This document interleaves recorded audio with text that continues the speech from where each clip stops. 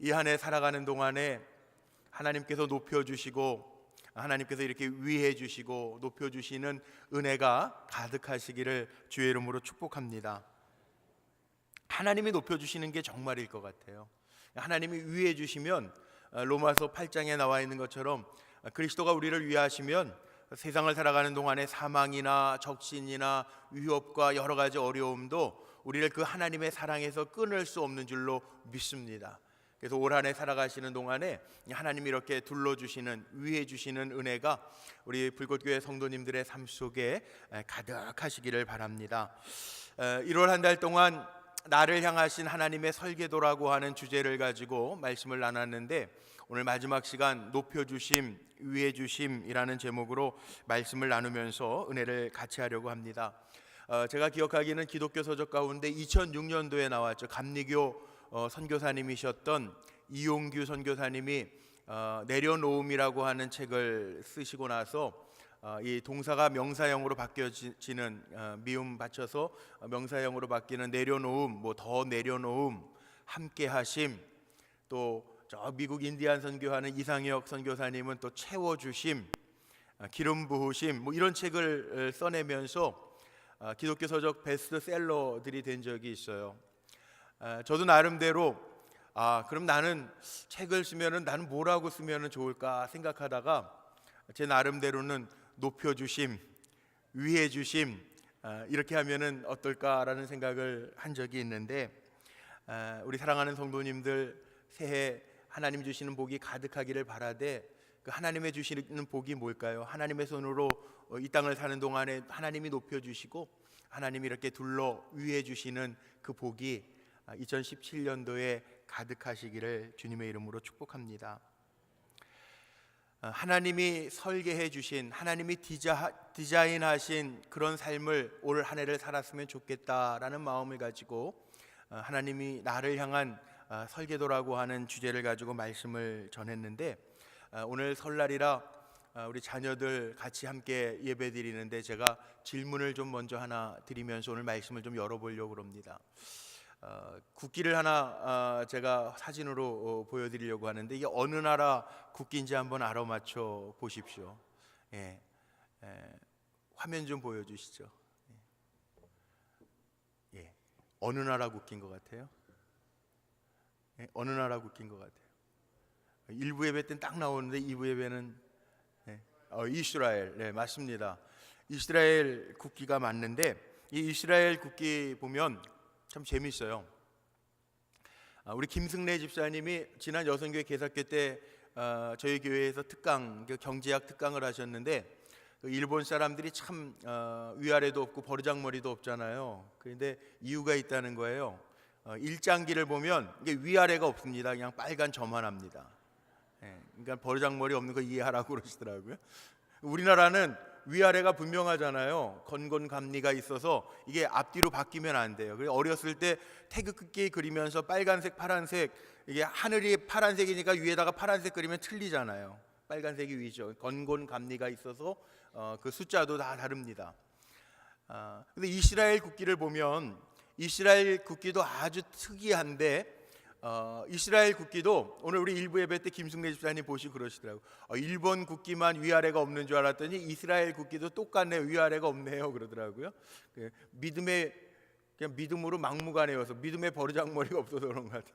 그런데 이스라엘 국기를 보면 이게 유대를 상징하는 별이 있어요. 가운데 좀 전에 보셨던 것처럼 별인데 우리가 그리는 별하고는 약간 다르죠.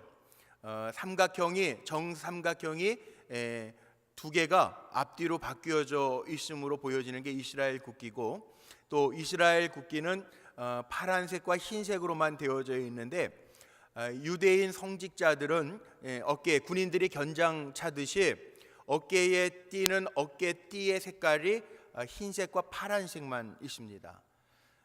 그래서 이스라엘 나라가 1948년도에 독립하면서 그 이스라엘 길을 만들면서 이런 모양으로 국기를 만들었는데 이 가운데 있는 별이요 무슨 별이냐, 이게 고유명사입니다. 영어 가운데에도 마겐 데이비스라고 하는 데이비드라고 하는 다윗의 별, 다윗의 방패라고 하는 마겐 데이빗 고유명사로 있습니다. 다윗의 별, 다윗의 방패라고 하는 의미를 가지고 있어요. 이 의미는 이스라엘 국기에 다윗을 상징하는, 다윗의 방패와 별을 상징하는 문양을 넣어놓은 데에는 지금까지 하나님이 지켜주신 것처럼 앞으로도 하나님이 방패가 되어서 지켜주실 거라고 하는 의미를 담고 그렇게 만들었습니다. 뿐만 아니라 이스라엘 사람들은 지금도 그들에게는 신약 성경을 인정하지 않잖아요. 그들은 유대교회에서는 구약 성경만 자기들의 경전을 삼고, 특별히 토라, 모세 오경 5권을 경전이라고 이야기하는데, 이스라엘 백성들이 지금도 높이 추앙하는 인물이 누구냐 하면 다윗, 모세, 이 두 사람은 굉장히 이스라엘 백성들이 추앙을 합니다. 그러면서 특별히 다윗과 같은 지도자가 나오기를 바라고, 또 예수 그리스도를 우리 기독교처럼 메시아라고 생각을 안 하기 때문에 다윗과 같은 메시아가 오리라고 기대하면서 살아가고 있는 민족이 유대 민족이에요. 그래서 유대 민족의 국기가 조금 특이해요. 다윗의 방패, 다윗의 별을 상징하는 그림을 가운데 두고 있어요. 그러면 다윗은 정말 온전한 사람이었는가? 다윗의 삶을 보면 정말 비난받을 만한 사람이 아닌가? 그동안 5주 동안 나를 향한 하나님의 설계도에 대한 말씀을 전하면서 다윗의 이야기들을 많이 살펴봤는데, 다윗도요 우리와 같은 인간이에요. 실수도 범했고 또 끔찍한 죄악도 범했던 사람입니다. 사무엘상 21장 말씀에 보면 다윗이 사울 왕을 피해 가는데 죽을 위기에 놓여 있다가 친구 요나단의 도움을 받아서 사울이 죽이려고 한다라고 하는 것을 알아채고 노비라고 하는 지역에 도망을 가서요 거짓말하죠. 배고프니까 거짓말해서 떡도 얻어먹고 그 다음에 골리앗의 칼도 찾게 되고, 이런 일 때문에요 거짓말하고 먹을 것을 얻고 구하기는 하지만 나중에 사울의 부하 도액이라고 하는 사람에게 발각이 되어서 그 다윗을 도와줬던 높 지역에 있는 제사장 85명이 몰살을 당하게 되고, 높 지역에 있는 가축이나 동물들이 다 도륙을 당합니다. 이 일을 겪고 나서 사무엘상 22장 22절 말씀에 보면 다윗이 뭐라고 고백을 하냐 하면, 이런 일이 생겨지면서 내 아버지 집의 모든 사람이 죽은 것이 나의 탓이로다, 그렇게 고백을 해요. 자기가 거짓말해서 수많은 제사장들을 죽게 했고 죄 없는 노성의 사람들과 가축들이 목숨을 잃었기 때문에 이렇게 고백하죠. 배고팠던 것 때문에. 또 사무엘하 11장 말씀에 보면 우리가 잘 아는 말씀이 나옵니다. 우리아에 대한 이야기가 나옵니다. 우리아와 그의 아내였던 밧세바를 취해서 다윗이 밧세바를 자기의 후궁을 삼는 이야기가 나오죠. 그런데 이 모습이 하나님 보시기에는요 악한 일이었대요. 그래서 사무엘하 11장 27절 말씀에 보면 말씀 속에 이렇게 표현되어 있거든요. 다윗이 행한 그 일이 하나님 보시기에 악하였더라. 그러니까 악을 행한 사람이기도 해요. 뿐만 아니라 성경에 여기저기 보면 다윗이 실수한 이야기들도 참 많이 나옵니다. 하나님이 도우셔서 승승장구했는데도 불구하고 자기가 거느리고 있는 군사에 전쟁할 만한 남자들의 숫자를 헤아려서 책망받기도 하고 여러 가지 실수의 이야기들이 나오는데도 불구하고 사도행전 13장 22절 말씀에 보면 하나님이 다윗을 어떻게 보셨냐 하면, 사울을 패하시고 다윗 왕을 세우시면서 이새의 아들 다윗을 하나님이 보실 때 내 마음에 맞는 사람이라, 이전 성경에 보면 내 마음에 합한 종이라 이렇게 말씀하시고 그를 통해서 내 뜻을 이루겠다고 하나님이 약속을 하십니다.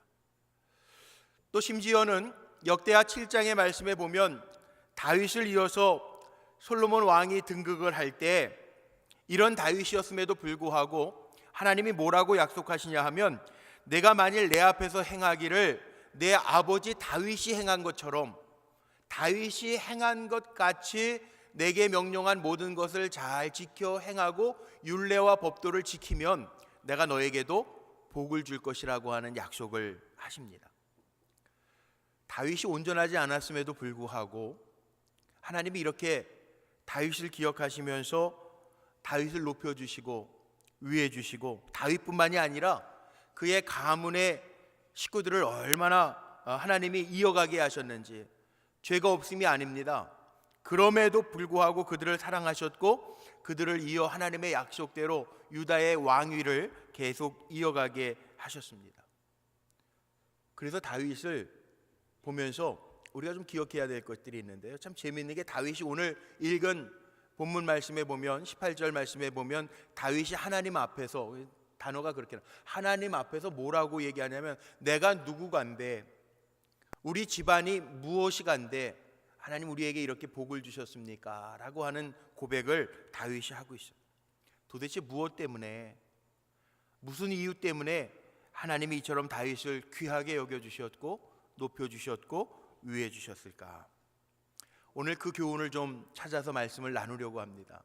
왜냐하면 정말 하나님 우리를 향한 설계도를 가지고 계신데, 이 한 해를 살아가면서 어떻게 하면 하나님이 높여주실까, 어떻게 하면 하나님 우리의 삶을 위해 주실까를 생각하면서, 다윗이 우리와 같은 사람이었는데 우리처럼 때로는 실수도 하고 죄를 짓기도 하는데 왜 하나님이 다윗의 가문과 다윗을 높여주시고 위해 주셨을까?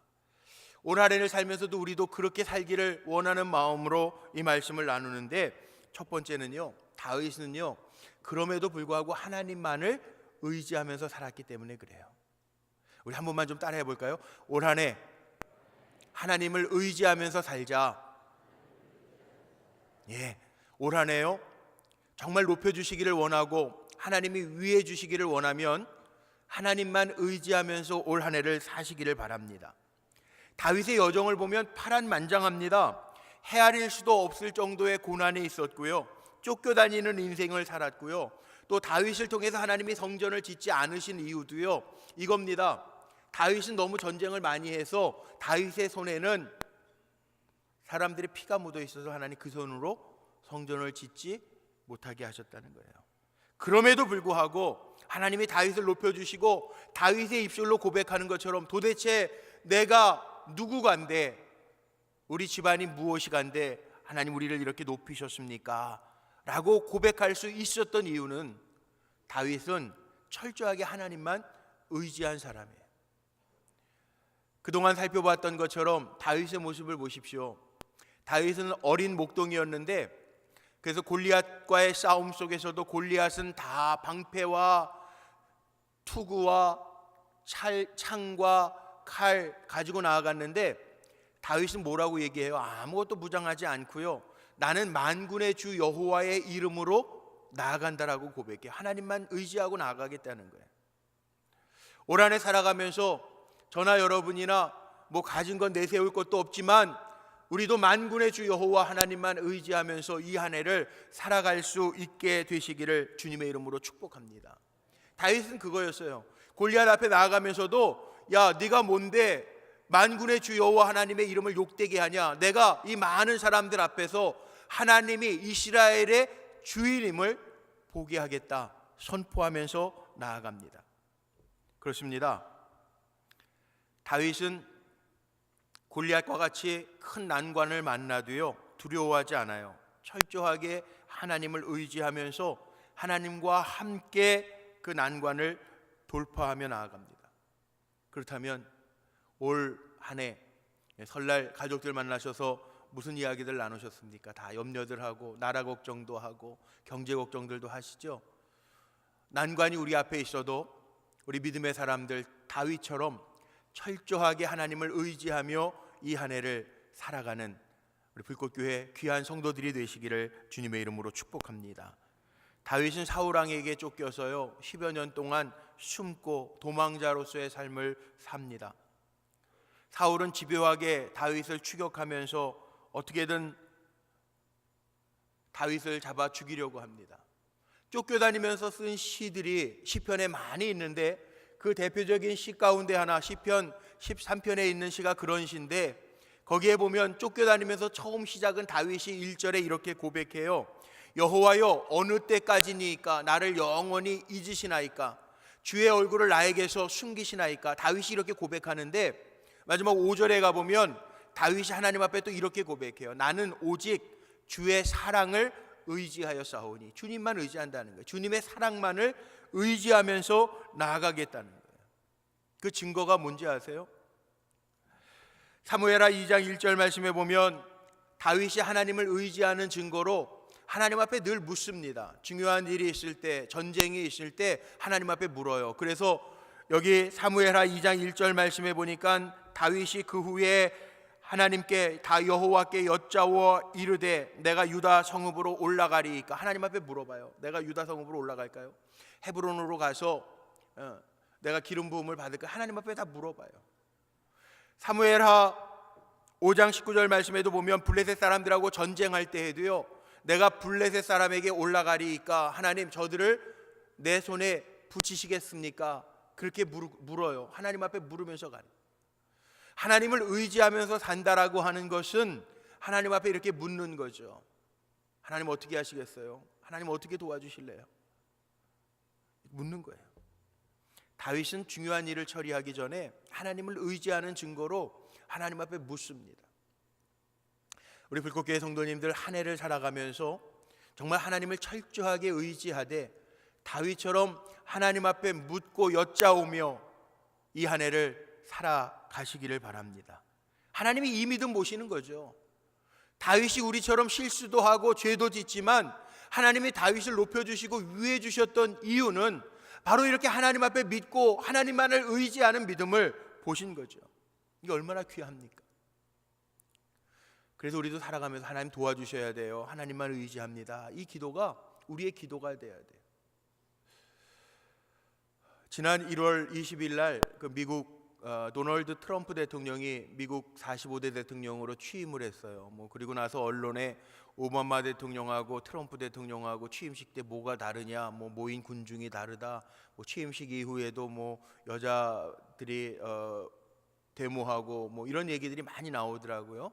그런데 미국 사람들에게는 여전히 가장 존경하는 대통령으로, 지난주에도 제가 말씀드린 것처럼 링컨 대통령, 제16대 미국 대통령이었던 링컨 대통령을 미국 백성들이 많이 존경한다고 그러잖아요. 미국 대통령 링컨에 대한 이야기는 너무나도 많더라고요.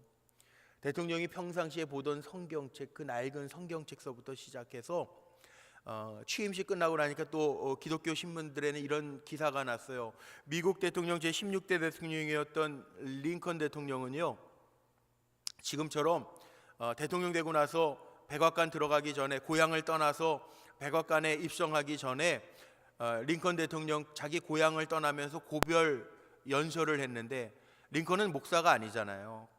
고별 연설을 했는데 그 연설문 가운데 하나가 이렇게 기록되어져 있더라고요. 제가 한번 좀 읽어봐 드릴게요. 대통령인 사람이 지금 백악관으로 들어가면서 고향 땅을 떠나면서 고별 인사하는 그 연설 내용이에요. 그런데 그 연설 내용 가운데 이런 내용이 있습니다.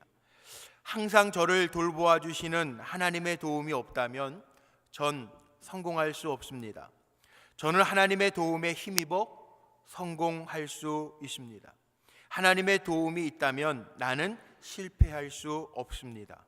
나와 함께 하시고 여러분들과 함께 하시고 또 선한 일을 위해 어디에나 계시는 하나님을 신뢰하며 모든 것이 잘 될 것에 대해 확신하며 소망합시다. 이게 연설문 가운데 있어요. 목사도 아닌데 참 멋진 사람이죠, 링컨이라는 사람이. 우리 사랑하는 성도님도요, 올 한 해 살아가면서 링컨처럼요, 하나님이 도와주셔야 내가 삽니다.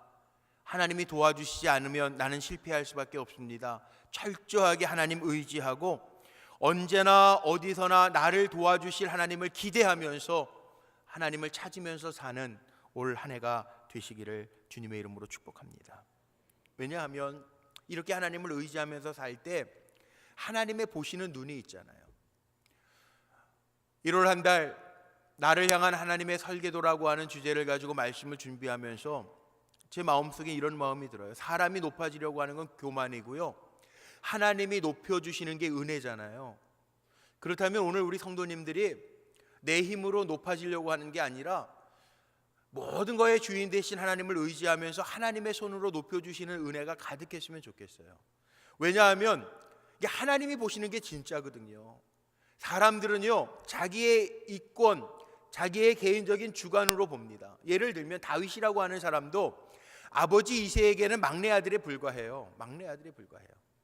그러니까 전쟁터에 나가 있는 형들에게 음식물을 쌓아서 보내면서 넌 막내 아들이니까, 전쟁에도 나갈 수 없는 어린 아들이니까 전쟁에 나가 있는 형들에게 이 음식을 갖다 줘라. 심부름 막내 아들, 집에서 중요한 일이 있을 때 양들이나 쳐야 되는 목동으로밖에 못 봐요.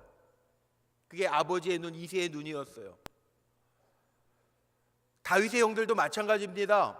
다윗 전장에 아버지 심부름 온 꼬마 동생으로만 봐요. 다윗이 사울에게 내가 골리앗과 싸우겠습니다 그랬을 때 엘리압부터 시작해서 형들이 펄쩍펄쩍 뛰잖아요. 형들의 눈에는 가련한 막내 동생에 불과해요. 사울왕도 마찬가지입니다. 다윗을 보면서 너는 소년이고 너랑 맞대고 있는 저 골리앗의 장수 골리앗, 저는 용사 중에 용사다. 너는 소년이야, 목동이야. 그렇게밖에 못 봐요. 골리앗은 한 수 더 뜨죠. 자기 앞에 나오는 소년 다윗을 보면서 가사로우니까 야, 너는 새의 먹이밖에 안 돼. 오늘 나한테 네가 나와? 너는 오늘 저녁에 새의 먹이가 될 거야. 그거밖에 못 봐요. 그런데 하나님의 눈에 다윗은 어떤 존재였냐면 다윗을 통해서 메시아를 보내주시는 축복의 통로였단 말이에요. 오늘 예배드리는 저와 여러분이 세상 사람들이 볼 때에는 미미한 사람일지 모르지만 하나님이 가지고 계신 계획 속에서는 저와 여러분이 하나님의 쓰시는 축복의 통로인 줄로 분명히 믿고 담대함으로 살아가시기를 바랍니다. 다윗이 늘 하나님의 마음을 품었고 다윗이 늘 하나님의 마음을 생각하면서 헤아리면서 살았어요. 사람이 무엇이간데 다윗도 알았을 거라고요. 히브리어에 보면요, 구약성경 히브리어로 쓰여 있잖아요. 히브리어에 보면 이 사람이라고 하는 단어가 두 가지가 쓰입니다. 하나는 우리가 잘 아는, 하나님이 사람을 지으실 때 이 사람은 아담이에요. 아담. 그러니까 아담은 흙으로, 티끌로 지어진 존재라는 거예요. 아무런 가치가 없고 연약한 존재라는 거죠. 반면에 또 사람이라고 하는 단어가 있는데 똑같이 쓰는 단어인데 에노시라고 하는 단어가 있습니다. 에노시. 이 단어는 무슨 뜻이냐 하면 유약한 존재, 연약한 존재예요. 그러니까 사람이라고 하는 존재 자체는 말 그대로 아담이든 에노시든 사람이라고 하는 존재는 연약한 존재고 아무것도 아닌 존재라는 거예요. 우리 강한 것 같지만 약해요. 아무것도 아닌 존재예요. 날마다 숨쉬는 순간마다 주님 바라보네 오늘 찬양해 주셨는데 날마다 숨쉬는 순간마다 주님 볼 수 있는 연약한 존재라고요. 숨쉬게 하셔서 사는 거예요. 숨쉬게 하셔서 사는 거예요. 이 존재를 깨닫고 내가 연약한 존재인 거 깨닫고 하나님을 의지하면서 살아가도록 하나님 우리를 그렇게 만들어 놓으신 거예요. 하나님 나 왜 이렇게 연약하게 하셨지? 나에게 왜 이런 일이 있지? 걱정할 것도 없어요. 왜?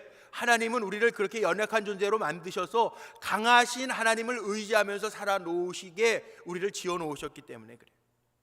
다윗도 그래서 하나님을 늘 찬양하면서 내가 연약한 존재입니다 고백하면서 자기 이름을 내세우는 게 아니라 나를 지어 놓으시고 만드신 하나님의 만군의 여호와의 이름으로 담대함으로 나아가잖아요. 올 한 해 나는 연약할지라도 나와 함께 하시는 만군의 주 여호와의 이름으로 올 한 해를 주님만 의지하며 승리하는 종들이 되시기를 주님의 이름으로 축복합니다. 다윗이 철저하게 하나님을 의지했기 때문에 하나님 높여주셨고요. 또 있어요. 다윗은요 회개의 사람이었어요. 회개의 사람이라는 얘기는 죄를 지은 것을 전제합니다. 회개라고 하는 건 말 자체가 하나님 앞에서 뉘우치고 돌이키는 게 회개잖아요. 그러니까 하나님 앞에 내가 죄인입니다 라고 하는 것을 전제하는 게 회개의 사람인데 다윗도 죄졌다고요. 저 개인적으로 볼 때에는 사울왕, 이스라엘의 초대 왕이었던 사울왕과 이스라엘의 두 번째 왕이었던 다윗왕의 죄의 무게를 재보라 그러면 다윗이 훨씬 더 큰 죄를 진 것 같아요. 왜냐하면 간음죄도 저질렀고 살인죄도 저질렀고 거짓말도 했고 피도 많이 무고한 사람들의 생명들도 많이 어쨌든 다윗 때문에 생겨진 하루 저녁에 전염병이 돌아가지고 7만 명씩 막 죽잖아요. 그런 죄의 값으로 치면 다윗이 엄청나게 더 큰 죄인일 거예요. 그런데 다윗이 다른 점이 있다면요, 자기의 죄를 인정하는 거 쉽지 않은데 다윗은 자기의 죄를 깨닫게 되었을 때 하나님 앞에 주저하지 아니하고 회개합니다. 사람은 어떻게 해서든 자기를 변명하려고 하는 특성이 있습니다. 그럼에도 불구하고 다윗은 용기를 내서 하나님 앞에 회개해요. 나단 선지자가 와서 다윗의 죄를 지적했을 때 다윗은 그렇게 고백합니다. 사무엘하 12장 13절 말씀에 보면 나단 앞에서요, 내가 여호와께 죄를 범하였습니다 고백해요. 심지어 시편 6편 6절 말씀에 보면 이런 상황 속에서 다윗이 지은 시가 있는데, 내가 탄식함으로 피곤하여 밤마다 눈물로 내 침상을 내 요를 적셨습니다. 그렇게 고백해요. 정말이거든요. 다윗이 하나님 앞에 자기의 죄 때문에 하나님의 마음이 상한 걸 알고 하나님 앞에서 회개해요. 하나님, 내게서 성신을 거두지 마십시오. 하나님, 내 안에 있는 정직한 영을 다시금 회복시켜 주옵소서. 그렇게 기도하면서 눈물로 침상을 적시면서 기도해요. 다윗의 마음속에는요, 이런 마음입니다. 내가 죄를 지었을 때 하나님 마음은 어떨까? 하나님의 마음을 헤아리는 종이었다는 거예요. 하나님의 마음을 앞세우는 종이었다. 그래서 하나님이 높여주시는 거죠. 하나님은 태초부터 우리의 삶을 계획하고 계십니다. 우리의 삶을 디자인하고 계세요. 우리 교회에 오셔서 한번 찬양 집회를 가졌던 복음성가 가수 박종호 장로님 아시죠? 박종호 장로님 얼마 전에 간암 수술하셔가지고 지금 회복 중에 있는데 130kg였거든요. 박종호 장로님 130kg 엄청났어요. 제 숭실학교 선배라고 찬양 집회하면서 막 자기 선배라고 막 그랬잖아요. 130kg였어요. 근데 지금은 뭐 80kg도 안 나갈 정도로 쫙 빠지셨는데, 그 박종호 장로님이 지은 찬양 중에요, 우리 좋아하는 찬양 중에 나를 지으신 이가 하나님, 나를 부르신 이도 하나님, 나를 보내신 이도 하나님, 나의 나된 것은 하나님의 은혜라. 그 찬양이 있어요. 근데 정말 그래요. 우리를 지으신 이도 하나님, 우리를 부르신 이도 하나님, 또 우리를 이 한 해를 살게 하시는 이도 하나님. 우리 연약하지만 내가 하나님 앞에 어떤 존재인지를 깨닫고 하나님 앞에 바라보면서 주를 의지하면서 내가 하나님 무엇이간데 죄인임에도 불구하고 나를 이렇게 높이셨나이까? 다윗이 그렇게 하나님 앞에서 질문하는 것처럼 나를 살게 하시는 하나님을 생각하면서 나를 보내신 이 하나님, 이 한 해도 살게 하신 하나님, 다 하나님의 은혜입니다 고백하면서 올 한 해도 돌이킬 것 잘 돌이키며 살아가는 우리 성도들이 되시기를 주님의 이름으로 축복합니다. 마지막 세 번째는요, 다윗은 살아가는 동안에 하나님이 왜 저를 높여주셨는가 생각해 보니까 다윗은 하나님의 소원을 이루고자 하는 마음이 있었다는 거죠. 하나님의 소원을 이루고자. 다윗의 마음속에는 나를 왜 왕으로 세우셨지? 그 질문이 있었어요. 그런데 성경에 보니까 그 답을 다윗이 찾습니다. 역대상 14장 2절 말씀에 가보면 다윗이 자기를 하나님이 왜 왕으로 삼으셨는지 깨닫습니다. 우리 한번 같이 읽어볼까요? 화면에 있는데 말씀 한번 같이 읽어보죠. 시작. 다윗이 여호와께서 자기를 이스라엘의 왕으로 삼으신 줄을 깨달았으니 이는 그의 백성 이스라엘을 위하여 그의 나라가 높이 들림을 받았음을 알미였더라. 아멘. 다윗이 자기를 이스라엘의 왕으로 하나님이 왜 삼으셨는지를 알았대요. 그 이유는 하나님께서 선택하신 이스라엘 백성들, 그 나라가 높이 들림을 받았음을 압니다. 하나님이 쓰시기 위해서 이스라엘 백성을 택하셨고, 다윗이 생각할 때 이 하나님이 택하신 이스라엘 백성을 믿음의 반석 위에서 든든하게 세워야 되겠다라고 하는 것을 다윗이 깨달았다라는 거예요. 그래서 다윗이 어떻게 합니까? 하나님의 소원을 알고 나서는 빼앗겼던 법궤, 기랏 여아림의 한 촌부의 집에 70년 동안 있었던 그 법궤를 예루살렘 성으로 다시 도로 찾아오는 일을 다윗이 하잖아요. 영적인 수도 예루살렘을 만들기 위해서 하나님의 말씀을 되찾아오잖아요. 이게 다윗이 하나님의 마음, 하나님의 소원을 알았기 때문에 행하는 일이라는 거죠. 저에게도 기도하면서 하나님이 주시는 감동이 있더라고요. 지난 30주년 작년에 기도하면서 이렇게 아름다운 성전을 우리가 다 지었어요. 그런데 하나님의 소원이 성전 짓는 데 있는 것만 아니에요. 우리가 기도하면서 이렇게 아름다운 성전 지어놔서 저는 지금도 이 성전에서 기도할 때마다, 말씀을 선포할 때마다 제 안에는 감격이 있어요. 하나님이 하셨구나. 그런데 이 성전 짓는 것이 그게 하나님의 소원만은 아니에요. 어떤 감동이 제게 있었냐면, 했다고 다 한 것은 아니다. 아름다운 성전 안에서 예배드리면서 우리 중성전은 높이도 낮고, 여러분 이제 다 잊어버리셨죠? 중성전에서 주일 예배 드릴 때 우리 안내위원들이 제일 힘들었던 게 뭐냐면, 개인 의자니까 좀 안으로 들어가시라고, 중간에 비어 있으면 자리가 모자랄 때 안으로 들어가시라면 다 불편해하는 거예요. 근데 요즘 그런 게 없잖아요. 자리가 넉넉하잖아요. 좋아요. 감사해요. 그런데 대성전 지었다고 하나님의 소원을 다 이루었다? 아니에요. 제 마음에 어떤 감동이 있냐면, 했다고 다 한 게 아니에요. 하나님 소원이 뭔지 아세요? 성전 짓는 게 아니고, 우리가 감당해야 할 하나님의 소원은 이 땅에서 그의 나라와 의를 구하는 거라고요. 하나님의 백성들이 많아지고 우리가 힘있게 우리에게 감당하라 하시는 일들, 영혼을 구원하고 이 땅에 하나님의 의를 심는 일을 우리가 감당하는 것, 이게 하나님의 소원인 줄로 믿으시기를 바랍니다. 다윗이요, 이 하나님의 소원을 알았기 때문에 하나님이 나를 왜 이렇게 높여주시고 하나님 나를 왜 이스라엘의 왕을 삼으셨을까 깨달았기 때문에, 그래 맞아, 하나님의 소원을 이루는 거지. 하나님의 백성을 믿음의 반석 위에 든든히 세워서 하나님의 의를 이루어가는 건지 거지에 깨달았다는 거예요. 그리고 그 일을 위해서 수고하는 다윗이었기에 하나님께서 다윗을 기억하시고 다윗을 높여주시고 다윗을 위해 주시고, 다윗 때에서 끝나지 아니하고 그 영광이 계속 이어져 갈 수 있도록 복을 주셨다는 거예요. 오늘 본문 말씀에 열왕기상 15장에 있는 말씀을 같이 읽었어요. 열왕기상 15장에 보면 아비야 왕과 아사 왕이 계속 이어져 갔는데요, 이 말씀 속에 보니까 분명하게 기록되어져 있는 게 있습니다. 뭐가 기록되어져 있냐 하면, 아사 왕이나 아비야 왕은 하나님 앞에서 죄를 많이 지었던 왕이에요.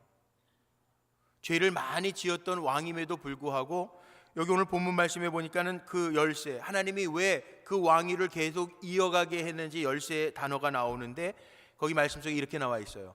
그의 하나님 여호와께서 다윗을 위하여 예루살렘에서 그에게 등불을 주시되, 아비야 왕을 계속 이어가게 하시는 것은 그 사람이 잘해서 잘나서가 아니라 다윗을 위해서, 벌써 다윗이 왕위에서 내려온 지 수십 년이 지났음에도 불구하고 하나님께서 다윗을 위하여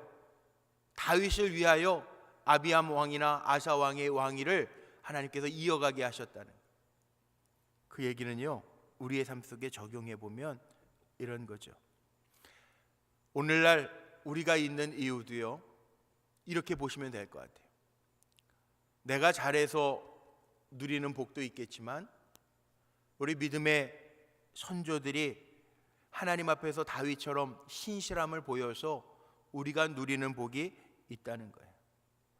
우리의 삶도 마찬가지입니다. 조부모님들, 부모님들 설날 명절이 돼서 찾아뵙기도 하고 또 찾아뵐 분들도 있겠지만, 그분들의 기도가 아직도 살아있음을, 유효함을 기억하며 저와 여러분도 우리의 신실함 때문에 우리의 후손들에게 하나님의 복이 이어갈 수 있도록 하나님 앞에 다윗과 같은 신실함을 보이는 우리 성도님들이 되시기를 주님의 이름으로 축복합니다.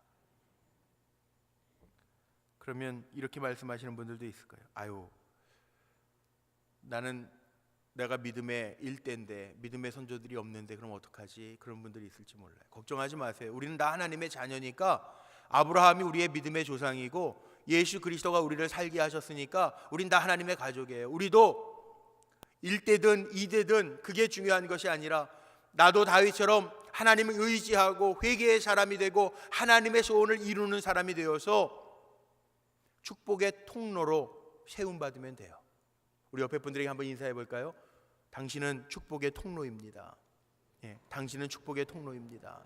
축복의 통로. 우리 자녀들하고 같이 예배드리시는 우리 부모님들 계신데, 우리 부모님들 다 축복의 통로이심을 기억하시기를 바랍니다. 말씀을 정리하고 마칠게요. 우리 불꽃교회 공동체 신앙의 모습도 마찬가지인 것 같아요. 우리 교회를 향한 하나님의 계획도 있고요, 또 교회의 몸된 교회의 지체가 된 우리 성도님들을 향한 하나님의 계획도 다 있습니다. 저나 여러분이나 축복의 통로를 삼기 위해서 하나님이 계획 삼으신 일들이 있는데, 다윗처럼 이 안에 살아가면서 하나님만 의지하고, 때로는 알게 모르게 짓는 죄들도 있지만 하나님이 우리로 하여금 깨닫게 하시고 감동하실 때 내 죄악을 숨기는 사람이 아니라 죄에 자복하며 회개하고 용서를 구할 수 있는 용기와 결단도 있어서 하나님의 소원을 이루어가는데 저나 여러분이 복되게 쓰임받는 축복의 통로로 다 세워지시기를 주님의 이름으로 축복합니다. 내 소원이 이루었다고 끝이 아니라 하나님의 소원이 어디에 있는지를 찾으며 먼저 그의 나라와 의를 구할 때 이 모든 것을 우리에게 더하여 주시는 하나님의 축복을 경험하며 승리하는 우리 불꽃교회 성도님들이 되시기를 주님의 이름으로 축원합니다. 기도하시겠습니다. 좋으신 아버지 하나님, 올 한 해 살아가는 동안에 사랑하는 성도들을 높여주시고 위해 주시기를 원합니다. 특별히 다윗처럼 하나님만 의지하며 이 한 해를 살아가기를 원합니다. 다윗처럼 때로는 하나님 앞에 우리의 죄악을 낱낱이 고백할 수 있는 용기와 결단의 사람들이 되기를 원합니다. 그리고 나를 향하신 하나님의 계획이 있음을 기억하며 하나님의 디자인 속에, 계획하심 속에, 하나님의 소원 속에 우리의 소원도 포함될 수 있도록 축복하여 주옵소서. 올 한 해 살아가는 동안에 하나님의 은혜와 하나님의 사랑의 계획을 꼭 맛보며 체험하며 고백하는 삶이 될 수 있도록 우리와 동행하여 주옵소서. 우리 주 예수 그리스도의 이름으로 감사하며 기도하옵나이다. 아멘.